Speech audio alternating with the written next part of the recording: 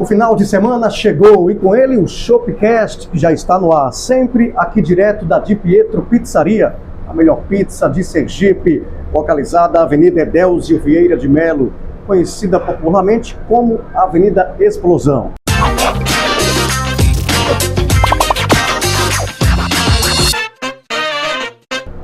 E hoje eu converso com o novo secretário da Segurança de Aracaju, exatamente isso.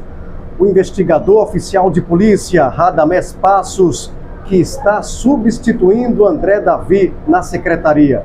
Secretário, que desafio, hein? Nem me fale. Substituir André Davi. É um desafio imenso, né?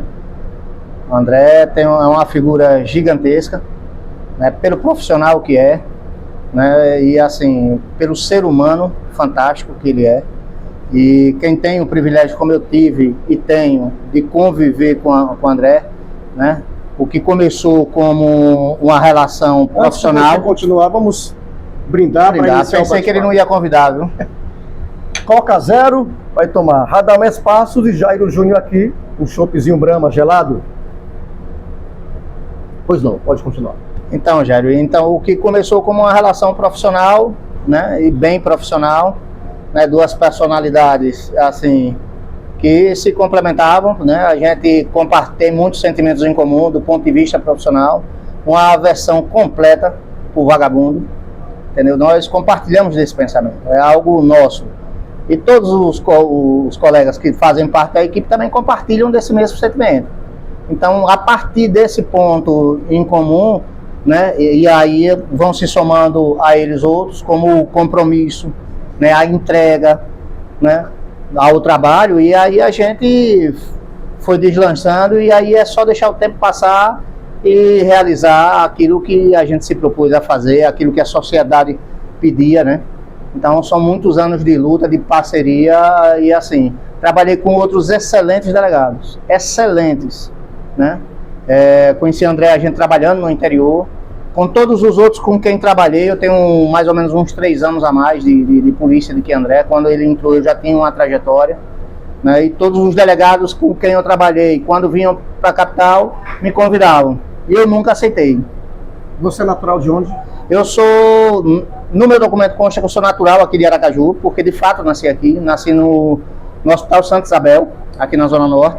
Mas assim, minha mãe veio para aqui só para me dar a luz, né? Eu vim só para nascer, mas meus pais já eram estabelecidos em São Cristóvão, né? Então eu nasci e voltei para lá. Então eu me considero mesmo assim natural de São Cristóvão, né?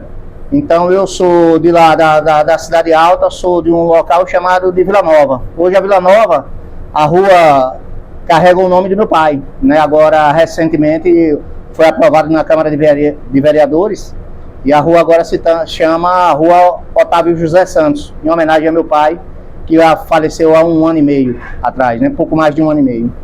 Então eu nasci e criado, e a gente que é de lá, né?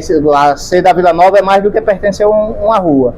É um sentimento, né? Eu digo que a rua é a única rua, acho que no Brasil, que ela sozinha, ela tem status de bairro. Então ela, assim, é completamente diferente, é um mundo à parte dentro de São Cristóvão, porque ela criou uma identidade própria já, né? Ela criou uma identidade própria, e a gente tem esse sentimento de pertencimento, a gente tem o nosso jeito de encarar a vida, de viver a vida, né?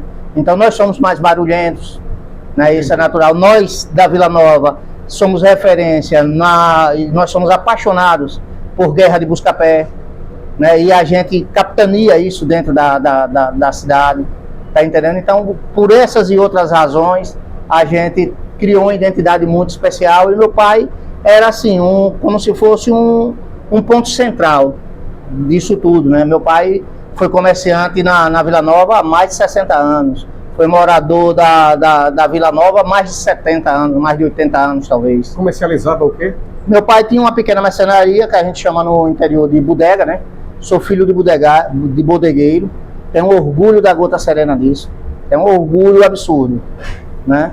Então, acompanhei meu pai desde muito pequeno, né? Ajudando na lida, aprendendo a trabalhar, aprendendo a lidar, e aprendendo com ele, e aprendendo pelo exemplo do meu pai, né? Então, é uma pessoa assim, uma figura que Meu pai, apesar de ter falecido em 2024, ainda é muito vivo e muito presente na minha vida, né? Então, essa é uma referência que eu tenho de trabalho, de honestidade. Então, eu migrei essa consciência de você se dedicar e se dedicar ao máximo, até o limite da sua capacidade física em tudo que faz. Isso eu já levei para a polícia, eu já cheguei na polícia com essa carga. E onde eu aprendi isso? Eu aprendi com o mestre Otávio, lá na Vila Nova, em São Cristóvão, nascido e criado. Por isso, assim, Jairo, quando me perguntam, por que você nunca quis vir para a capital? O pessoal me perguntava. Eu trabalhei com outros delegados, como eu disse, Oswaldo Rezende, Fernando Moinhos, que hoje é Fernando Evangelista. Sim, e até hoje você mora em São Cristóvão? Até hoje eu moro em São Cristóvão, né? Tinha essa raiz muito forte lá, meus filhos moram lá, né? Meus filhos mais velhos moram lá, então eu tenho essas raízes, meu irmão e amigos, assim, a contar com as estrelas, porque são tantos que não cabe no dedo da mão, não. São muitas amizades. E aí, como eu fui nascido e criado no interior, eu gosto da gente do interior, eu gosto do povo do interior, né? Das coisas do interior. Não que aqui na capital seja ruim, porque a gente também tem esse quê de capital. Porque São Cristóvão, na prática, ela é como funciona, né? Diz que é um bairro de Aracaju. E pra gente é um motivo de muito orgulho. Por quê? Porque muitos de nós trabalham em Aracaju. A gente passa o dia aqui e volta para São Cristóvão à noite. Então a gente tem uma relação íntima com Aracaju, né, que a gente conhece tudo aqui pelo nome, a gente conhece a cidade como se fosse a palma da nossa mão. Verdade. Porque boa parte da nossa vida é aqui. E o que esse convite representa para você? Esse convite ele representa o maior desafio na minha carreira, né? Eu brincava, né, com os meninos toda vez aqui, por exemplo, a gente trabalhando na segunda. Na segunda delegacia. Na segunda delegacia metropolitana. Toda vez que a gente ia para alguma operação, toda vez que a gente tinha alguma situação mais desafiadora, depois que baixava tudo, né, que a adrenalina baixa, aí eu dizia aos meninos, rapaz, eu tô velho demais para isso. Né, isso fruto de quê? Fruto que eu acredito, né, que já completei inclusive meu tempo para requerer minha aposentadoria. Né, e eu sempre fiz questão de frisar para os meninos, polícia é juventude. Então, os meninos mais novos, eu digo, rapaz, vocês vão ter que segurar isso, porque um dia a gente vai passar, eu vou passar, André vai passar, cada um a seu tempo. Você está caminhando para a aposentadoria? Caminhando para a aposentadoria, né? Graças a Deus, eu acho que já completei esse tempo. E aí, quando você pensa que vai sossegar, né? Mas quem trabalha com o André Davi tem que estar pronto para, assim, para o imponderável. Verdade. Para o imprevisível. O tempo todo. O tempo todo, né? Ele é movido a desafio e a gente vai por tabela, né? Então é o maior desafio da minha carreira, sem dúvida alguma. Se você não fosse policial, seria o quê? Sonho de criança, na minha mais tenra infância, falando aí de 4, 5 anos de idade, né? Eu, quando tinha essa idade, o nome mais efervescente no futebol brasileiro era de Zico. Eu, como flamenguista, admirador de Zico, eu queria ser jogador de futebol, né? Mas aí, quando você vai crescendo, a vida vai tomando outros caminhos. Mas era bom de bola, ainda é? Joga bem? Ou não? Era, né? Era. Hoje meu joelho me abandonou, né? Mas como jogador profissional, eu seria um excelente peladeiro, eu confesso. O termo mudou. Agora é investigador oficial investigador de polícia. Oficial investigador de polícia. Aí hoje essa é uma nomenclatura, é um reconhecimento por esse trabalho que é muito amplo, é muito especializado, né? A gente precisa dominar um conjunto absurdo de expertises, não é só manuseio e emprego de arma de fogo, vai para muito além disso, né? Numa coleta de imagem, você saber manusear esses equipamentos, é você estar se atualizando constantemente com as novas tecnologias, é você dominar a linguagem das redes sociais. Hoje ela é muito importante, o trabalho investigativo, né? É você estar em constante estudo e qualificação, porque o trabalho da polícia é muito dinâmico, porque o trabalho da polícia precisa ser dinâmico, porque ele precisa acompanhar, porque o crime não para. Aqueles que têm intento criminoso, eles simplesmente não param. Eles maquinam dia e noite. Todo dia a gente vê uma nova modalidade de golpe no mercado, uma nova forma de agir, e a gente precisa acompanhar isso. E são os oficiais investigadores, né, liderados pelos delegados de polícia, os colegas policiais civis delegados de polícia, né, que são as autoridades policiais, eles é que presidem os inquéritos, mas a gente precisa estar à altura para acompanhar os desafios dessas investigações. Quem mais da sua família é policial? Ninguém. Uma coisa curiosa, eu terminei meu ensino médio muito cedo, né? Eu me formei aqui na escola técnica e assim, eu tinha acabado, quando eu me formei, que terminei, eu tinha acabado de completar 18 anos. E aí já era permitido, mas eu nunca fiz um concurso nem para a Polícia Militar, para a área policial, de forma alguma, porque eu achava que eu não tinha perfil para policial. Eu nunca me vi fazendo isso. Nunca foi um sonho de criança. Tá entendendo? Sempre gostei de filme de ação e tudo. Nas brincadeiras, sim. Quando era brincadeira de polícia e ladrão, eu sempre gostava de ser o polícia. Né? Isso desde pequeno, mas é uma brincadeira lúdica de criança. Como vida, como vocação para a vida, eu nunca enxerguei nisso. E aí, pela necessidade de um emprego, de uma maior estabilidade, aí foi quando eu fiz o concurso em 2001 e, graças a Deus, fui aprovado e comecei a trabalhar. O curioso, Jair, é que quando eu estava na Cadepol, fazendo meu curso de formação, que era uma das etapas do concurso, hoje você é convocado, você é nomeado, e só depois é que você vai para o curso de formação, mas hoje, atualmente, é assim. Mas no meu tempo não era. A Cadepol fazia parte, era uma etapa do concurso. Ela contava para pontuação e classificação final. Quando eu estava lá, um dos instrutores, oficial investigador também, ele falou uma frase que eu não me esqueço nunca. Ele disse: olha, novinhos, né? Que novinhos. Novinhos. Se referindo a todos nós que eram novatos, né? Neófitos na atividade policial. A polícia é igual uma cachaça. Se você provar e você gostar, você não sai dela nunca mais. E eu estou aqui até hoje. Quantos porque anos? 24 anos de polícia, né? Fui nomeado, o meu concurso foi de 2001. Eu fui nomeado em 2002, fiquei logo das primeiras colocações no concurso. E aí eu fui logo nomeado na primeira leva. Outros colegas, eu tenho colegas do meu concurso que são 4 anos mais novos de polícia do que eu. Tenho 4 anos a menos, né? Porque só foram nomeados com o prazo expirando do concurso, né? Então, graças a Deus, não aconteceu isso. Só que a partir do momento em que eu comecei a trabalhar, assim, mais uma coisa quase que de imediato, né? Desenvolvia aquela identidade com a atividade policial, né? Minha primeira lotação foi em Japaratuba. O delegado era Luiz Carlos Vieira Xavier, um amigo até hoje, né? Como ele veio para a capital, eu nunca pensei de vir trabalhar na capital. Eu gostava de trabalhar no interior, porque gostava da gente do interior. O interior sempre foi mais desassistido do ponto de vista de segurança pública, né? E no tempo que eu entrei, isso era muito mais latente. Então era como eu podia, o que era que estava ao meu alcance fazer para mudar essa realidade: permanecer no interior. Então a minha decisão era pautada nesse motivo. Não, precisa de bons profissionais, de alguém que queira se dedicar, alguém que queira fazer uma diferença. Então eu sempre escolhi estar no interior por conta disso, né? E aí só André, para me fazer assumir esse desafio, foi quando a gente veio para o COP. Ele disse: ele não só para mim, como também para toda a equipe, ele disse: o desafio agora é muito grande, eu preciso de todo mundo, e eu conto com você. Aí como é que você vai dizer não a um convite desse, né? Aí a gente tá aí, estamos aí até hoje.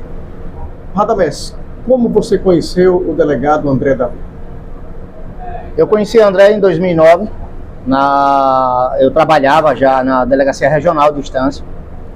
O André tinha pouco tempo de entrado na polícia, né? E eu trabalhava com a delegada Fernanda Moinhos. Ela era a delegada regional lá, e eu fazia parte da equipe da regional. E aí houve uma mudança entre os delegados adjuntos, né? E aí foi quando chegou o André, né, lá na Delegacia de Estância, e esse foi o primeiro contato, né? Então, desde 2009 que eu conhecia, e a gente não trabalhava diretamente, trabalhávamos todos na mesma unidade, mas eu era diretamente subordinado à equipe da delegada regional, que era a doutora Mayra Fernanda, né? Por isso que eu chamo ela de Fernanda Moinhos hoje, esposa do delegado Jonatas, né? Então, excelente delegada. E aí chegou um tempo que nós saímos, eu acompanhando Mayra, e eu fui para a Delegacia Regional de Maruim, e André foi pro Sertão, voltou para o sertão, né? Porque ele tinha começado por lá, em Monte Alegre. E aí ele foi, eu acho que para Carira, se não me falha a memória. E nesse tempo que eu fiquei em Maruim, trabalhando com Mária, depois com a doutora Rosana, que é outra excelente delegada, eu fui muito privilegiado, porque tive a oportunidade de trabalhar com excelentes profissionais. Cada um no seu perfil, cada um do seu jeitinho, cada um melhor nisso, o outro melhor naquilo, mas assim, excelentes profissionais, não tenho o que falar. Doutor Fábio Pereira, né, o primeiro delegado com quem trabalhei foi muito tempo com ele, né, que é Luiz Carlos Vieira Xavier, né, um amigo, um querido de longa data, e assim, eu sempre procurei, como se diz no interior, saber chegar e saber sair, né? Então eu sempre procurei me comportar da melhor forma, e assim, o que eu tenho em retribuição pelo meu comportamento, eu acredito que estava no caminho certo. Então conheci André em 2009, quando nós saímos, ele com a equipe ainda em formação, ele delegado recém-empossado, estava nesse processo de conhecimento e de construção. Então, às vezes, ele ia fazer as coisas e você vê que desde aquele tempo, desde muito novo na polícia, André já era irrequieto. E eu enxergava nele muito daquela também a energia que eu tinha, de querer fazer, de querer resolver. Aí ele ligava, Rada, ele me chama assim, Rada, vamos ter uma operação tal dia, assim, assim, assado. Aí eu desenrolava uma folga, e na folga eu ia e dava esse apoio a ele. Pela dificuldade que eu sabia, de quando você não tem equipe, é difícil trabalhar. E André é talvez, não é o único, mas talvez o que mais consegue enxergar o valor da equipe. Então, mesmo antes de trabalhar diretamente com ele, há convite para compor a equipe, para participar de operações, e aí, 2013, né, aparece a oportunidade, ele me convida, eu saio de Maruim e vou trabalhar em instância. Em 2013, conheci 2009 em instância, aí nós dois saímos, e aí em 2013 ele chega, logo depois ele consegue, né, viabilizar a minha ida para a instância, e aí a gente passa a trabalhar e eu compor a equipe dele. Aí estou com ele desde 2013. E para trabalhar com André Davi tem que ter perfil, não é qualquer um. Não tem, mas André tem um olho clínico muito bom, sabe? Ele é uma das grandes virtudes, né, dele, ele tem esse olho clínico. Então ele foi assim, como um artista que entalha uma escultura à mão. Ele cuida de cada detalhe. A mesma coisa André foi montando essa equipe que acompanha ele há muito tempo, peça por peça, lapidando, ajustando, né? E eu pude acompanhar esse processo, né? Acompanhando esse processo de muito tempo. E aí a gente passou muita coisa junto. Muita coisa. E como foi que surgiu o convite para você substituí-lo? Você esperava por isso? Na verdade, assim, não esperava, né? Por óbvio, não esperava. Mas assim, surgiu ele consultando a própria equipe. E aí, como é que a gente faz? E até num dia, eu não lembro por qual motivo, eu nem estava nessa reunião, quando ele sentou, uma reunião informal, nada de muito planejado, né? Mas ele chegou, e aí? Né? Eu estou prestes a me afastar e tudo, e a gente vai precisar de alguém, eu quero alguém que mantenha esse perfil da equipe. E ele é muito de ouvir a equipe. E ele é muito de ouvir a equipe, né? Isso aí é inegável. E aí os colegas discutindo tudo, mas ele não está aqui, então vamos conversar. E conversaram comigo. Eu só disse a ele, chefe, se você pagar a missão, eu assumo. Então, assim, fica a seu critério, é você apresentar a prefeita Emília, ela precisa aceitar também, e ele sabe disso, né? E aí foi quando ele apresentou o meu nome à prefeita, a prefeita assinou embaixo, né, dessa indicação dele, dessa confiança dele, e a prefeita me abraçou e estamos aí na equipe, estamos nessa luta juntos aí. Adamés, de todos esses locais onde você passou, por onde você passou, melhor falando, qual foi o melhor, qual foi o pior, o mais difícil? Cada um teve seu desafio, sua peculiaridade. Quando eu comecei na polícia, eu trabalhava e tinha mais contato com os policiais militares do que com policiais civis, porque era a realidade que a gente encontrava no interior. Eram muito poucos policiais civis, então eu trabalhava, no dia que eu estava de plantão, eu trabalhava em regime de escala, eu sempre estava de plantão com policiais militares na delegacia, e a gente funcionava como clínico geral mesmo, né? Tanto a polícia militar, os meninos me ajudavam nas investigações, eu ajudava ele nas ocorrências e no trabalho ostensivo, Porque para a população, o que conta é a sensação de segurança, é se sentir protegido, se sentir abraçado pelo Estado, pela polícia que presta esse serviço de segurança, né? Que é o órgão do Estado que vai prestar o serviço de segurança pública. Né? Então, nos meus primeiros anos de carreira, esse contato era muito latente. Então, eu fui moldado e desde muito cedo tive que desenvolver essa capacidade de diálogo. Você imagine, você trabalhar, você está na mesma viatura, fazendo tudo com uma pessoa que é de uma instituição alheia, diferente da sua. Né? Então, eu, graças a Deus, fiz amigos assim, absurdos na Polícia Militar. Né? Hoje, aí, do tempo lá de Japaratuba, tem hoje Sargento Soares, que está no batalhão, companhia em Carmópolis, né? Estava lá. Hoje foi agora recém-promovido, eu acho que é capitão Sérgio Bonfim, ele é de Pirambu, na época trabalhou lá, é um cara também excelente profissional. Né? Na época ele já era sargento, hoje já é capitão. Né? Então os primeiros anos teve esse desafio. Depois a gente foi trabalhar nas delegacias regionais, então a gente participava inclusive de planejamento das operações das cidades que, assim, englobavam aquela regional. Sim. Então a gente já começou a desenvolver um trabalho de auxílio, de ir além da sua própria unidade. A gente fazia o trabalho, mas a gente também prestava esse auxílio nas operações, prestando apoio às delegacias da região. A regional que eu trabalhei, onde isso ficou mais evidenciado, foi na instância da primeira e da segunda vez. Na segunda vez, isso então, quando eu fui lá para trabalhar com o André, esse auxílio, esse apoio às cidades da região que compunham ali, as cidades do Centro-Sul que compunham a regional de Estância, isso aí ficou latente. Não podia ter um problema mais agudo em alguma cidade dessa, que a André ia conosco e a gente junto com o pessoal da cidade, a gente ia e resolvia mesmo. Fazem parte da Secretaria da Segurança Municipal, a SMTT? Hoje a SMTT e o PROCON, além da nossa secretaria, né? Antes tínhamos até bem pouco tempo a Defesa Civil também fazia parte. Hoje a Defesa Civil já faz parte de uma outra pasta, né? Os grandes desafios foram quando a gente foi para o COP, né? A André já nos podcasts que ele falou, como eu acompanhei ele em muitos desses. Inclusive a gente tem algumas imagens de várias ações envolvendo o Radamés. Enquanto a gente fala, vamos observar, ver algumas imagens aí na tela. Então a gente tem, né, no COP a gente no início era aquela questão do combate a assalto-banco, né, e André frisou, e a gente era a ponta da lança, na equipe da gente, né? A equipe capitaneada pelo delegado André Davi era a ponta da lança mesmo. A gente era que estava à frente dessas situações do ponto de vista operacional. A gente contava com o suporte dos núcleos investigativos e a gente era quem ia para o embate, cumprir os mandados de prisão, enfim, para a parte mais operacional da logística do COP. Foi outro desafio absurdo.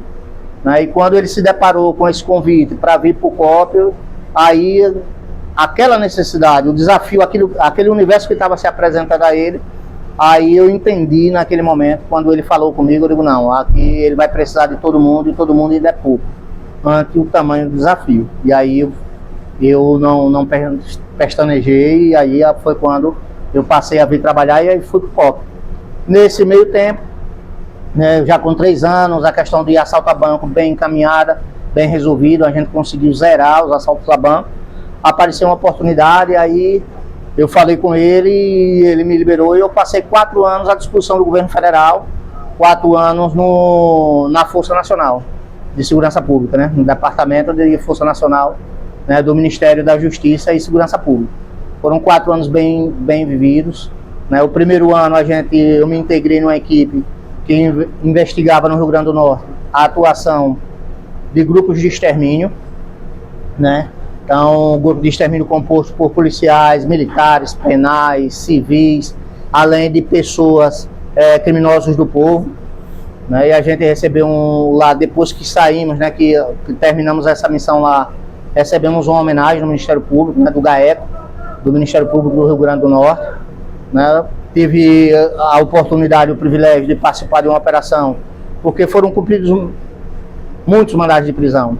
Mas da única vez em que houve uma prisão em flagrante, pegar os membros desse grupo de extermínio que atuava na cidade de Ceará-Mirim, né, e atuar e você conseguir efetivamente prender em flagrante delito, aí eu participei, fiquei até como condutor, né, porque a gente participou à frente, né. Eu ainda lembro o delegado daí, que era o chefe da operação, chamando, e a gente foi, montou a equipe, montou o planejamento.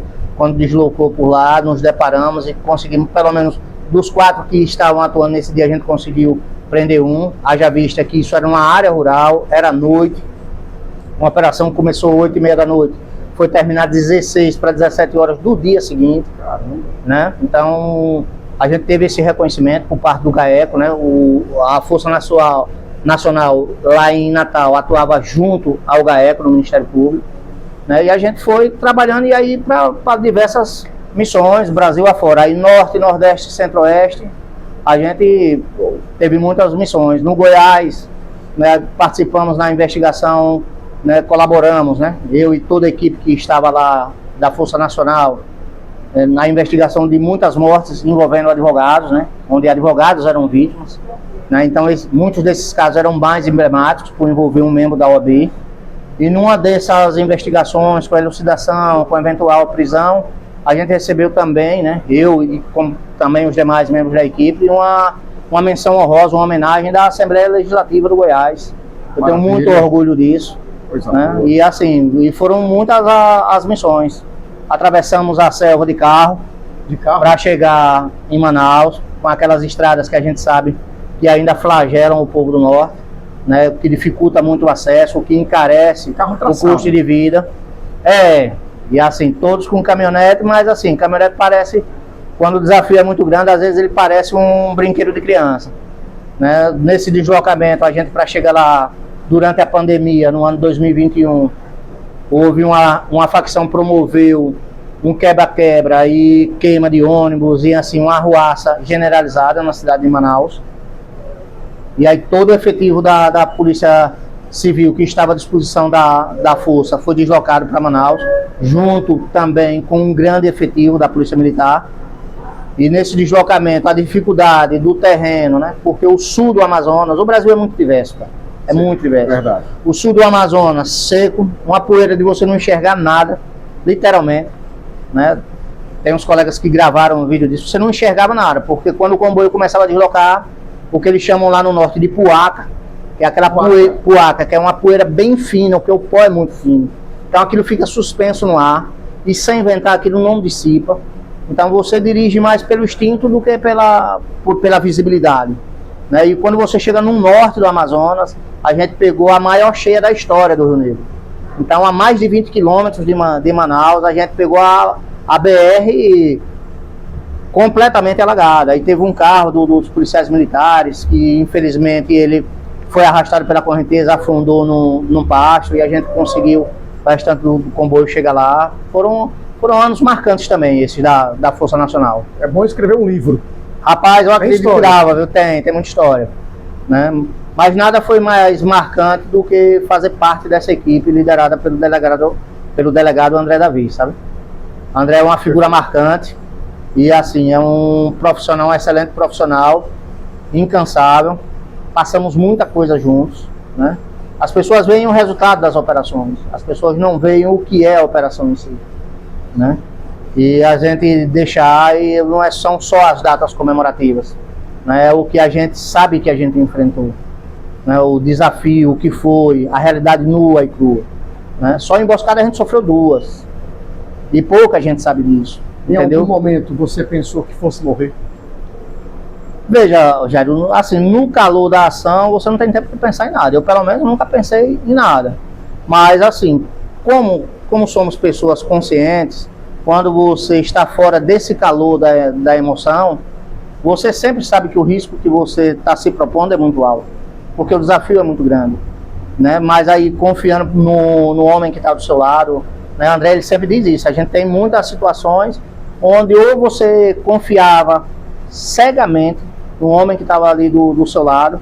Então a gente tem um padrão operacional que não é o mais ortodoxo, não é a doutrina mais ortodoxa do ponto de vista de doutrinas operacionais que outras unidades, inclusive aqui no estado, utilizam, né? Por exemplo, essa prisão que a gente fez, lá, que eu participei, né, junto com alguns outros colegas lá do grupo de extermínio, que a gente prendeu à noite. A gente pegou o cara dentro de um pasto à noite. Há doutrinas operacionais que não recomendam. Mas eu, lastreado nessa experiência muito pouco ortodoxa da nossa equipe aqui, do COP, né, que o pessoal muito chama de volante, né? O nome volante eu acredito ao fato de que quando a gente veio combater o novo cangaço, para o novo cangaço uma nova volante, né, que são os verdadeiros heróis da história do cangaço, lá dos anos 20 e 30, né, os policiais da volante eram os verdadeiros heróis. Hoje há uma inversão de valores, uma inversão de papéis, e querem se prestigiar, deificar e glorificar aqueles que eram criminosos. Eu, na minha mais tenra idade, meu avô de Itabaiana, lembro de Lampião? A exemplo de Lampião, de Curisco, de tantos outros, né? Todos eles eram fascínoras. Se você teve um ou outro desvio de conduta por algum membro da volante, é algo pontual. Mas o bandido, eles são 100% bandidos. Todos eles, nenhum deles vale nada. Bandido nunca prestou. Nem nos dias de hoje, nem nos de outrora. Então eu não entendo. Lembro como se fosse ontem, né? Tenho uma memória muito boa. Meu avô me contava para mim, para o meu irmão, né, nas rodas de conversa, né, histórias do cangaço, que meu avô, sendo de Itabaiana, mas morou em Ribeirópolis, foi daquela região, né? Eu lembro das coisas que ele falava, que era o tempo do cangaço, das histórias que meu avô presenciou. Meu avô nasceu em 1907. Então, o auge do cangaço, meu avô já tinha pleno entendimento do que era da vida, né? Seu José Francisco dos Passos.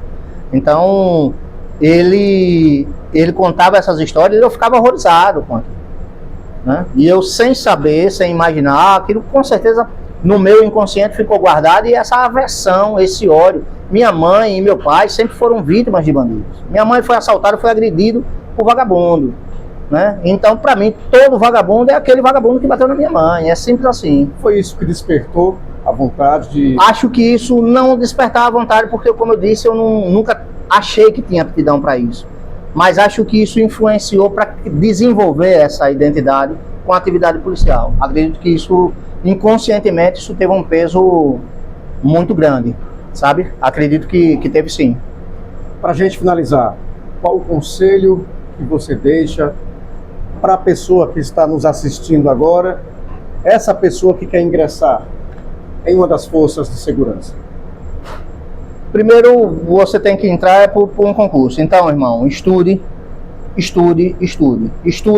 até dar uma dor, né? Concurso a gente não faz para passar. Concurso a gente faz até passar, né? Se ficar com pena de você mesmo, você não vai passar em concurso nenhum, né? Você que quer ingressar, que sonha com a carreira policial, meu irmão, que Deus coloque no seu coração a verdadeira vocação, que é de você se dedicar e servir. Nós estamos a serviço da comunidade, né? Eu lembro que aqui, quando a gente estava na segunda DM, a gente se tornou um amigo da comunidade. A gente ficava na porta, as pessoas vinham e conversavam conosco. A gente dava atenção a todos e a cada um. Então, que você desenvolva e deixe esse despertar de Deus mesmo, despertar no seu coração esse chamado, e junte-se a nós. Tem bandido para todo mundo. É verdade. Radamés, obrigado pela presença e satisfação em receber. Obrigado. Tamo junto.